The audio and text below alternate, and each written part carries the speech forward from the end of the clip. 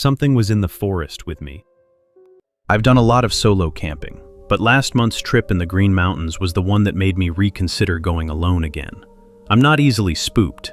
I've slept through blizzards and even woken up with a black bear sniffing my cooler once, but this felt different from the start. I hiked out on a Friday morning, planning to stay 2 nights.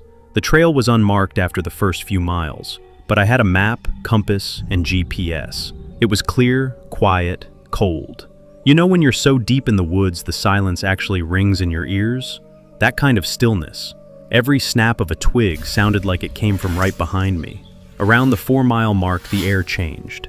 It suddenly smelled like copper and wet soil, and I had that weird, prickly sense, the one that tells you someone's eyes are on you. I kept looking behind me, expecting another hiker, but the trail was empty. The trees there were skinny and oddly uniform, like they'd all twisted the same way towards something unseen. By the time I reached the spot where I planned to camp, I was tense but trying to play it off. I set up my little one-man tent beside a half-frozen creek, boiled noodles, and even wrote a quick journal entry about the eerie silence. I remember reading it back and laughing at myself for being dramatic.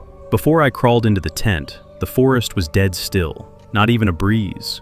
Around midnight, I woke up to something moving just beyond the nylon wall. It wasn't circling, it was pacing. Slow, dragging steps, then a pause, then another step, closer. I whispered, "Hey," once, tried to sound confident. Nothing answered, but whatever it was stopped right beside my backpack. I could hear the faint rasp of breathing, like someone forcing air through their throat. I didn't unzip the tent. I just waited, gripping my knife till dawn. In the morning, there were prints all around my campsite. Not boot prints, but something with long toes digging deep into the mud. Almost human, but wrong in shape. I told myself it could have been a moose or a bear paw that melted weirdly overnight. Anything that made sense. I decided to cut the trip short, but wanted to check out a small lookout marked on my map. A quick detour before heading back. Halfway there, I heard a screech echo through the trees. Half roar, half human scream. My first thought was mountain lion, but it carried this strange direction, like language hidden inside the sound. When I reached the lookout, I froze. Across the gap between 2 ridges, I saw a shadow moving through the trees. Tall, clearly humanoid, but the arms and head stretched too far. The thing was walking upright.